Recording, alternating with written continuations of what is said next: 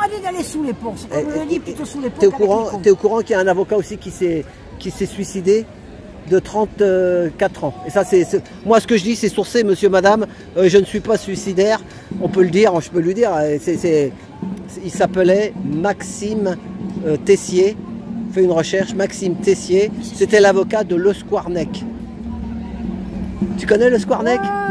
Oui, qui à mon avis ne devait pas être tout seul pour faire ses méfaits. Voilà, et ben le pauvre avocat, et cet avocat-là, moi j'ai vu des gars qui ont assisté au procès, ce serait peut-être, ils ont assisté à ce procès, et ils ont dit qu'ils défendaient ce criminel, mais qu'il était compatissant avec les victimes. C'est pas un mec que tu sais que, tu vois, et donc lui, il avait 2 enfants ou 1 enfant, il débute sa vie à Rennes là-bas. Voilà. Mais il s'est suicidé comment? On sait pas trop. Et un autre qui est tombé du 8e étage, là, t'es au courant? Ah non? Ah, t'es pas au courant? On l'appelait tout ça, c'est sur les réseaux, hein. Moi, je dis pas de plus de moi. Moi, j'ai pas accès au réseau. Voilà. Et ben, on l'appelait le comique le chinois. C'est un comique chinois avec des longs cheveux, là. Il était SDF, tiens. Il a été SDF, et puis d'un seul coup, il est monté avec le Jamel Comedy Club. Et lui, il paraît que. Il y en a qui disent qu'il est tombé du 8e étage alors que l'immeuble n'en avait que 7. Ils disent que son téléphone était tombé dans la gouttière et qu'il voulait récupérer son téléphone. Il est tombé du toit. Quoi. Voilà, on ne sait pas. Donc, et lui, eh ben, c'était un gars. Moi, je ne le connaissais pas, c'est marrant, pourtant je suis tout le temps sur les réseaux. Je ne l'avais jamais vu. On aurait dit qu'il ne voulait pas que j'aille le comédien là. Et maintenant que je regarde, parce que j'ai vu qu'il était mort, ça m'intéresse, eh ben, il a une chaîne YouTube. Mais alors oui, lui, tu sais ce qu'il voulait faire? Il voulait faire un spectacle, son nouveau spectacle, parce qu'il disait la vérité, comme toi un peu. Et ben tu sais ce qu'il dit? Son spectacle devait commencer à la rentrée. Nouveau spectacle, et tu sais comment il s'appelait le titre? Killed Bung. Bug, il a un nom chinois le gars. Et donc il disait, tuez-moi, tu vois ce que je veux dire? Un peu comme prémonitoire, un peu comme dans des films. Alors, je me rappelle plus le nom. Il y a un gars. Alors, paix à son âme et paix aux âmes à toutes ces personnes qui sont décédées. Je ne sais pas dans quel service de contre-espionnage français, un dossier très complexe. Figure-toi que ce gars, tu vois, il croyait qu'il était à la campagne. Il s'est levé, il avait envie de faire pipi. Il croyait qu'il était à la campagne. Et alors, il est allé sur le balcon, il est tombé du 4e étage. Non, mais... Et ça s'est passé dans le domaine du contre-espionnage français. Donc il n'y a pas que la direction des solidarités. Il y a beaucoup de trucs. Ça merde. Hein. Nous avons nettoyé la ligne de Chiraki, mais il y a pire. Non mais quand je vois le merdier qu'il y a dans Paris, je regrette quasiment l'Ertiboué. Parce que quand je vois des postes de direction, et à la base, c'est abominable. Directeur de centre d'action sociale de la ville de Paris, il y a de quoi devenir dingue. Directrice responsable de résidence senior, il y a quoi devenir dingue. Gardienne de résidence senior, t'imagines pas. Mais tu n'imagines pas. Ils sont obligés d'outrepasser leurs fonctions pour que ça marche. Mais s'il y a un problème, j'aime autant dire que ça va chier les bulles. Et on leur met un public dans ces résidences seniors, comme partout, qui ne relève pas de la résidence senior. Et ça, il paraît qu'il y a eu une bande dessinée qui a été faite par un gars qui, juste après le confinement, pour se faire de l'argent, un jeune étudiant a travaillé en EHPAD.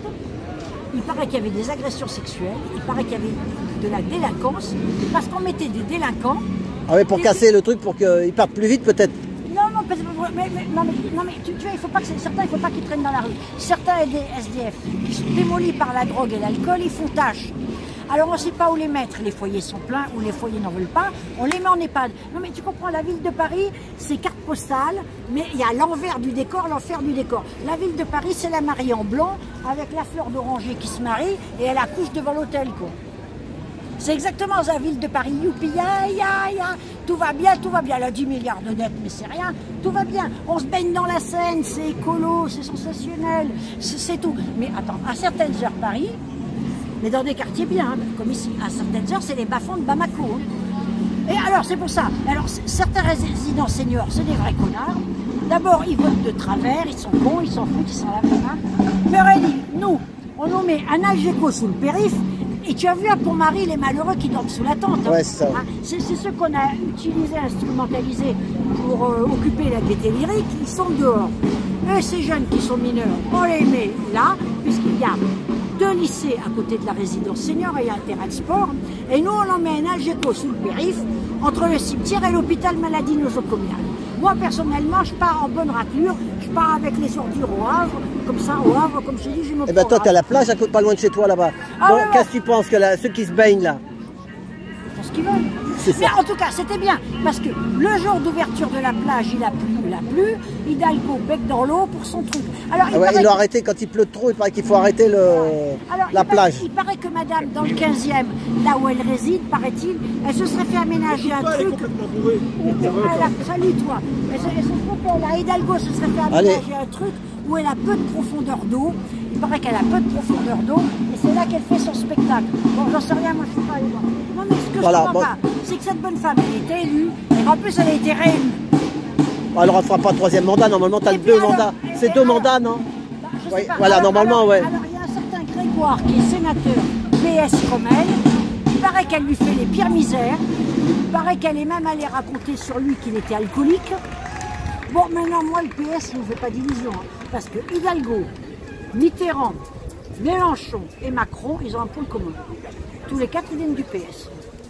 Bon, je ne veux pas être méchante, mais on voit des lièvres dans tous les coins et ils rentrent dans le même terrier. Bon, alors on me dira que c'est mon côté bolchevique qui ressort. Ouais, peut-être. Ok. Bon, alors le 14 juillet, qu'est-ce qu'on fait? Ah bah, eh ben, il y a une manif à 15... Alors avec Olivier. Olivier, à la bourse, elle veut une manif pour... Voilà. Ça va, sa jambe, elle va mieux.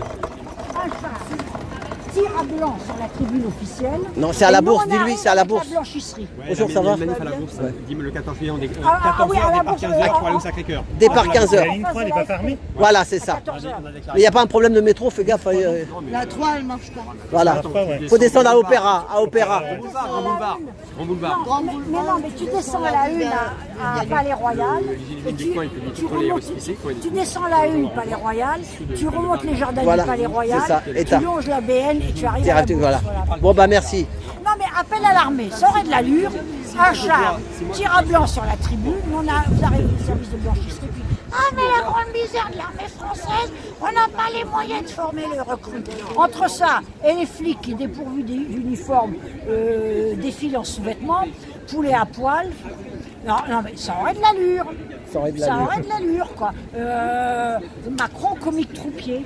Voilà. Et ce que je me posais, tu sais, il y a beaucoup des fois des retraités qui discutent entre eux là-bas, au pied de la bibliothèque, l'hiver à l'intérieur. Hein?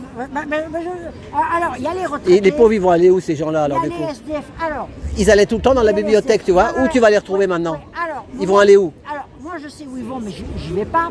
Ils sont à la Bulac. Le camarade, il est allé à la Bulac. C'est où ça? La Bulac, c'est dans le 13e. C'est l'ancienne bibliothèque des langues orientales qui a fusionné tout. C'est la Bulac. La Bulac. Ok. Et là-bas, ils vont là-bas maintenant pour discuter, ils refont le monde. Parce que c'est ouvert tard. Sinon, ils vont. Non, c'est pas pour refaire le monde. C'est pour échanger des informations. C'est ça, ils discutent. Moi, je les avais vus une fois. Et des tuyaux. C'est ça. Mais ça date. C'est longtemps, oui, il y a longtemps que c'est comme ça. Ça date de l'ouverture de Pompidou. Hein. C'est ça. C'est tous les machins, il y a un peu de tout quoi là-dedans. Mais c'est des anciens, beaucoup des anciens. Ah non, mais tu trouves aussi bien l'universitaire que le SDF. C'est ça, c'est ça. Et alors, certains vont à Sainte-Geneviève, parce que c'est ouvert tard. C'est l'église. Voilà. C'est l'église Sainte-Geneviève, c'est quoi? Sainte-Geneviève comment elle s'appelle la bibliothèque là, qui est sur la place du Panthéon? Moi, c'est la bibliothèque Sainte-Geneviève. Oui, c'est la bibliothèque Sainte-Geneviève. Ah oui? Oui, c'est la bibliothèque Sainte-Geneviève. Place du Panthéon. Non, mais oui, les places du Baba. Attends, il faudrait quand même. Et alors, d'autres, comme moi, nous allons de bibliothèque municipale en bibliothèque municipale, parce que autant ce machin-là, un budget colossal, ceci, cela, pour la première version était bien, mais lorsqu'il y a eu les travaux après l'an 2000, ça a pataugé. Alors que les bibliothèques ville de Paris, avec des budgets de ficelle, des locaux mal foutus, une hiérarchie chieuse, elles font un boulot comme ça, les bibliothèques municipales. Et en plus, chaque bibliothèque est différente. Il y en a même une qui est consacrée à la littérature policière. Alors, il y a des ouvrages que tu ne peux pas emprunter, que tu peux consulter. C'est intéressant sur la police scientifique. Se tenir au courant de ce que fait la police scientifique. Parce qu'elle, elle est où cette bibliothèque? Alors, Cardinal Lemoine, elle est entre le Panthéon et la caserne de pompiers. Ah oui, on remonte là. Eh bien, au moins quelque chose de bien sur la ville de Paris. Au moins, il y a quelque chose de bien dans la ville de Paris. Tu as aussi des trucs sur la délinquance financière là-dedans. Tu as des trucs sur la lutte contre les sectes.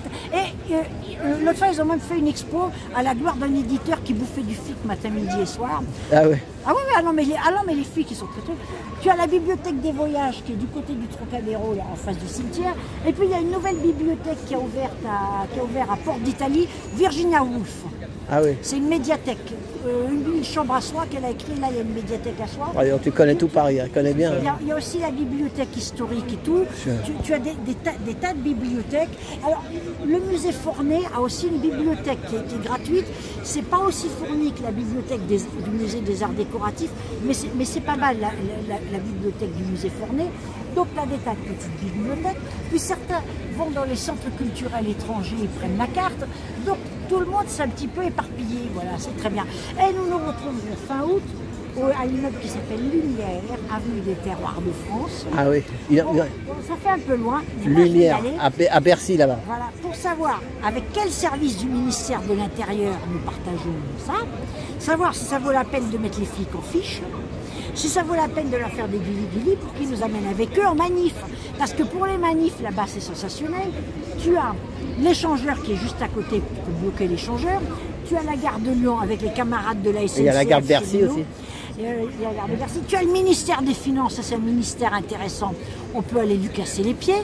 Sinon, tu traverses la Seine, tu as l'incinérateur d'ordures ménagères, là, où ils sont sensationnels. L'autre fois, les camarades avaient soulevé le portail pour encourager les grévistes. Non, mais pour mettre le Sbul et le Dawa, ça va être très bien là-bas dedans. Stratégiquement, c'est très intéressant.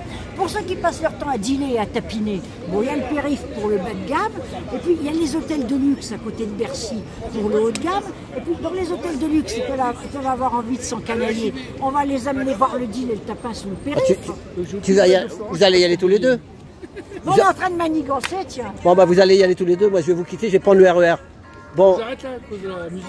Ouais, attention. Ah ouais, tu vois, on a tout un programme. Hein. Voilà. L'immeuble Lumière. L'immeuble Lumière. Éteignez les lumières. Bon, non, mais ça promet d'être meumeux. Et puis en face, il y a la Bibliothèque nationale de France. Ensuite, tu as un grand jardin où il y a il s'appelle Itzhak Rabin, mais je ne sais pas si ça rend pas aussi hommage à Stirbois. Ah non, ça c'est en province. Je ne sais pas où, à Vitrolles. À Vitrolles, ils ont l'allée Itzhak Rabin et l'allée Stirbois côte à côte. Ça, je trouve ça bien. Ouais, ça, je trouve ça bien. C'est bien, Itzhak Rabin et Stirbois. Voilà, Stirbois, c'était FN et Itzhak Rabin, c'était le président.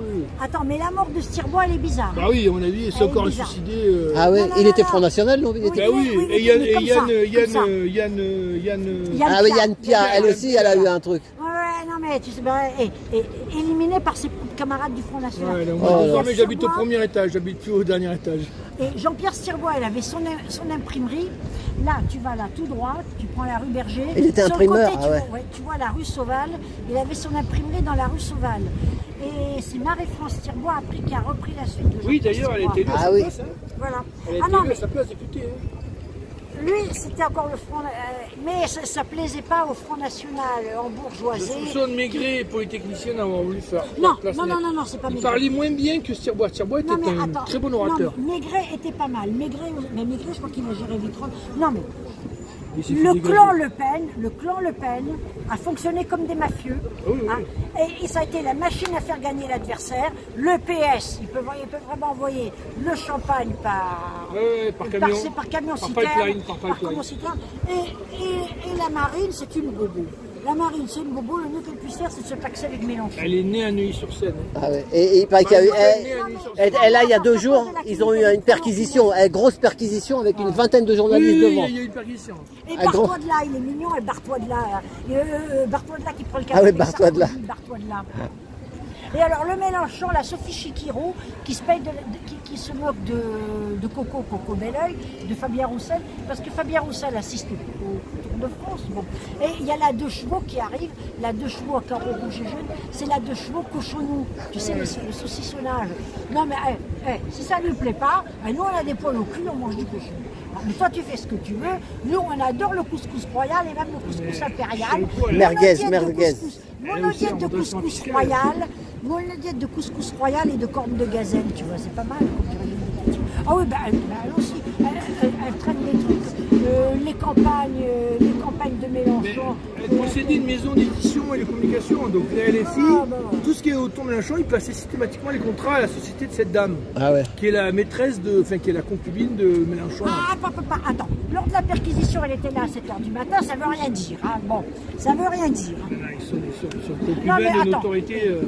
LFI, c'est haute bourgeoisie. LFI, c'est haute bourgeoisie.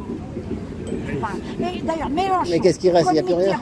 Comme Macron, comme Hidalgo, ils viennent tous du PS. Bien sûr, bien sûr.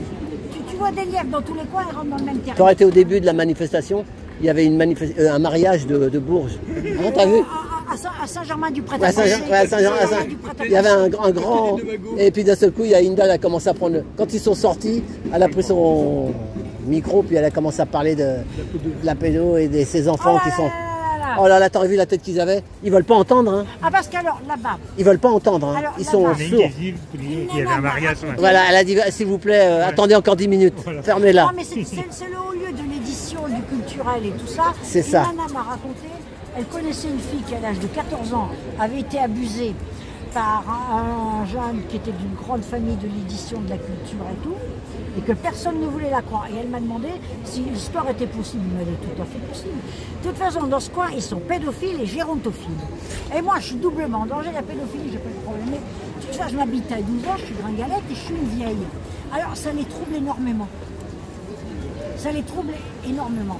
Et dans les résidences seniors et dans les EHPAD, certaines, pour avoir, et certains pour avoir de l'argent, ils ont accepté d'être tripotés et tout, et après ils sont dans le Ah bah dis donc. Bon allez. Non, mais les spécimens, attends, les spécimens. Vous allez partir tous les deux là-dedans? Heureusement que le capitalisme devait nous sauver en 1991, Non, mais attends, à la disparition du communisme. Oui, non, mais c'est pareil, c'est pareil. C'est kiff Bourrico. Je sais pas ce qu'il y a de bien.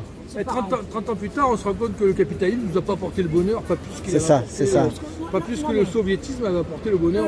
Pas plus que le libéralisme, mais tu sais. Par contre, les riches sont plus riches, hein, ça je remarque. Ah, mais attends, les riches sont. Et nettement, hein. Ouais, tu m'as dit qu'il y avait 7000 Non, mais attends, les riches sont 7000 plus millionnaires là. Non, mais attends, les riches sont intelligents. Ils sont méchants, mais ils sont intelligents. Et puis ils s'organisent. À Davos. Les intelligents ne sont pas riches. Attends, à Davos, ces camarades milliardaires, on ne se laisse pas faire. Non mais c'est surtout. Ils savent se syndiquer. Ouais mais c'est une coterie, c'est des fois ils viennent de. Pourquoi on n'en fait pas autant? Mais pourquoi on n'en fait pas autant? Ah bah parce qu'il faut aller signer le papier là-bas. Il y en a qui ont signé. Il faut signer le contrat. L'être humain n'est ni bon ni méchant, ni con. Il est bête. L'être humain, c'est une espèce qui a raté son évolution. Regarde les résidents seniors, tu as bien vu. On leur installe un paradis avec l'argent du contribuable. Il y a les travailleurs de base. Si ça profite aux vieux qui n'ont pas beaucoup de. Attends, les travailleurs de base se décarcassent. Il y a quelques abrutis, 10%, qui transforment ce paradis en porcherie. Et quand tu veux remettre de l'ordre dans le porcherie, on te dit va sous les ponts. Et c'est le président du conseil de vie sociale qui me dit ça. Ouh, je vais m'occuper de son cas, celui-là, ça a commencé. Ouh, alors maintenant c'est la guerre déclarée, c'est la guerre ouverte. Ah oui, parce qu'on a un conseil de vie sociale. Est-ce que tu veux venir invalide éventuellement au restaurant du cœur ou ça te dit pas? Ah non, ça me dit pas. À la rigueur, à 21h. Je te revois tout à l'heure. Voilà. À 21h, on se revoit. Voilà, 21h. Allez, salut, merci. À demain. Non, demain je pourrai pas venir, c'est l'anniversaire de ma grand-mère. Eh bien, pas de problème. Allez. Alors c'est lundi, devant la place de la Bourse, 14h. À 14h et départ 15h. Voilà, tu peux avoir du retard. Yavol. Le 14 juillet. Allez, salut. Merci. Eh ben merci Florence. Moi je vais vous laisser parce qu'il faut que je rentre aussi. J'ai un RER. Tu sais, on sauve notre peau. On sauve notre peau parce que... Non mais c'est désespérant de voir l'espèce humaine. Nous dans la résidence senior, à nos âges, on ne sait même pas si demain matin on se réveille. Et tu ne peux pas savoir ce qu'on est con. Et les nonagénaires, c'est les plus tarés. Il y en a une alors à 90 ans au mois d'août. Et puis alors pour voter, tu n'imagines pas comment ils votent. Et tu n'imagines pas ce qu'ils lisent et ce qu'ils regardent. Paris Match. Ils ont la télé aussi peut-être. Regarde. Ouais. La télé, ils dorment avec. Et puis alors, ils ne mettent pas les écouteurs, ils ne mettent pas le casque. Ils ne comprennent pas que moi je vis sans radio, sans télé, sans téléphone, sans réfrigérateur. Volontairement, j'ai tout refusé. Et que je vis très bien, très bien. Non, parce que je sors, Je trouve à bouffer dans toutes les boutiques. Si les boutiques elles sont fermées, je me fais une poubelle. Qu'est-ce que je vais avoir au réfrigérateur? Oh non, mais de temps en temps, là, Dans le 8e, il y a des bons trucs dans les poubelles. Mais sensationnel, mais partout. Ils en ont trop. Il y en a qui n'en ont pas, et il y en a qui en ont trop. Ouais. Non, mais si on s'organisait, on pourrait faire un truc, ça serait un truc. Avec de la récup, on invite les touristes. Les cloches ne sont pas des cruches. Les cloches ne sont pas des cruches. Mais je l'avais proposé ça, les cloches, c'est pas des cruches. Et alors nous, à l'époque, on faisait les anges de poubelle. Quand on avait pris ce qui était nécessaire, quand on avait distribué aux copains, on triait la poubelle. Comme ça, ceux qui passaient, ils levaient le couvert, ils trouvaient très bien rangé. Il y avait des salopards qui descendaient de leur appartement. C'est ce qu'ils faisaient. Ils descendaient avec le sac aspirateur plein. Ils crevaient les yaourts, ils ouvraient les boîtes et ils balançaient dessus le carton. Ah oui, pour pas que quelqu'un en profite. Non mais attends, est-ce que tu vois le truc? Tu vois la perversité? C'est triste. Non mais ça te désespère. De l'humain. Ça te désespère de voir ça. Nous les anges de poubelle, on avait la randonnée. Mais on a passé des soirées poubelles, mais sensationnelles. Et alors après, on se retrouvait dans l'île Saint-Louis, parce qu'il y a une poubelle tardive là, au Monop, et il y a des poubelles matinales là. Alors on faisait la jonction entre les deux.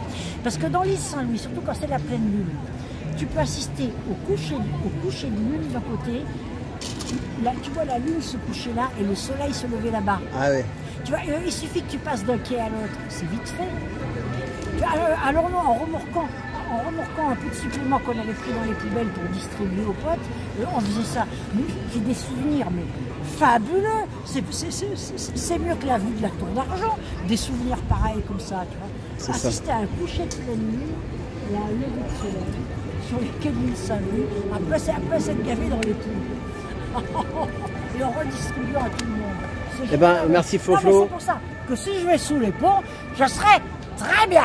Non. Ouais, non, mais les gilets jaunes, on va Et puis attends, pas te laisser. Milliardaire dépressif, c'est le comble du pléonasme. Je vais me trouver des milliardaires, plusieurs. Écoutez les cocos, il y a mieux que s'envoyer en l'air, il y a tout foutre en l'air. Ils vont nous financer les meutes.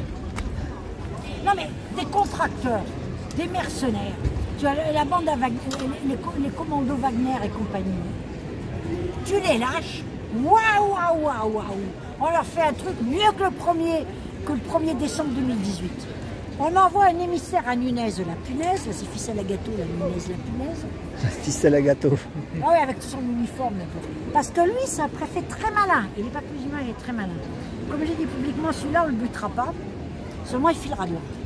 On fera comme on fait les bolcheviks, qui ont rattrapé l'Ukrainin et qui en ont fait la Tchéka.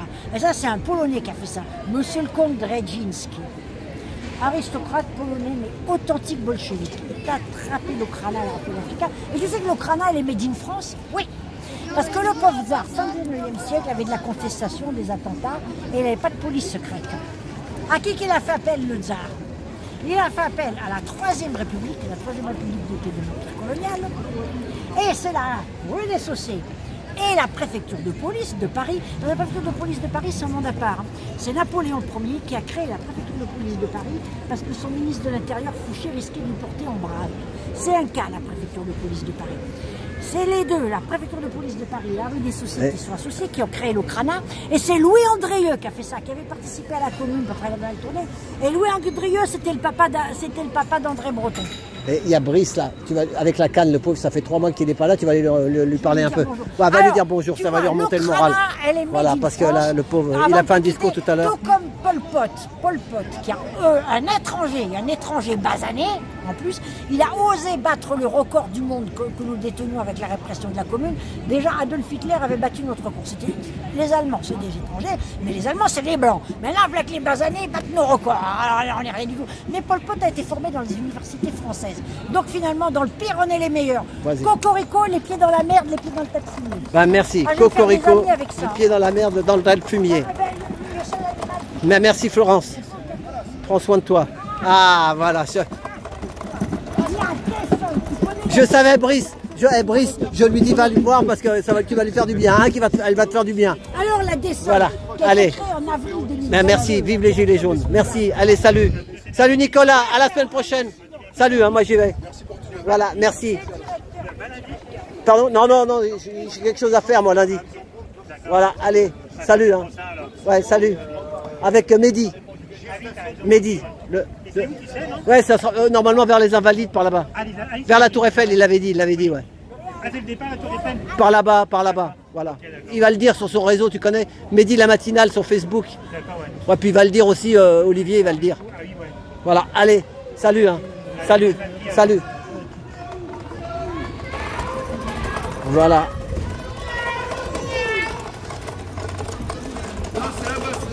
C'est où, c'est là-bas? Bon, allez, salut les gars. Bon, allez, je vais couper celle-là déjà. On fera 3 films. À tout bientôt.